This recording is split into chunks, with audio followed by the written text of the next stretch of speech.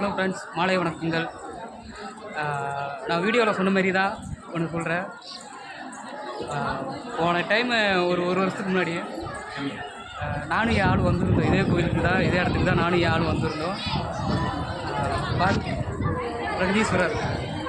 பிரகதீஸ்வரரை தரிசனம் பண்ணிவிட்டு அப்படியே பாதையை சுற்றி வந்து அம்மன் கையில் குங்குமம் வாங்கிட்டு என் ஆள் நானும் இதே இடத்த ஸ்பாட்டை காமிடா நல்லா பாரு, இதே இடம், இதே ஸ்பாட்டு.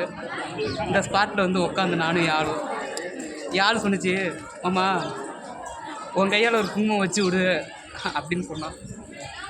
நானும் சரிம்மான்ட்டு குங்குமம் வச்சு விட்டு கோயிலுக்கு வெளியே போனேன். மல்லிகைப்பூ கேட்டான்.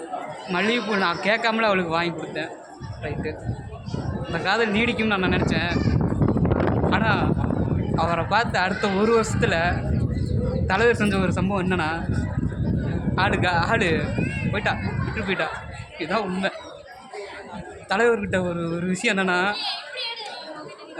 பிரிச்சுடுவார் ஈஸியாக. அதாவது எதை நேசிக்கிறோமோ அதை ரொம்ப பிரித்து விட்டுருவார். அதுதான் தலைவருடைய ஒரு குணமே.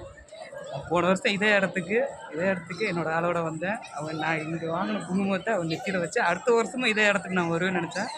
ஆனால் என் ஆளோட வரல, என் ஃப்ரெண்டோட மட்டும்தான் வந்திருக்கேன்.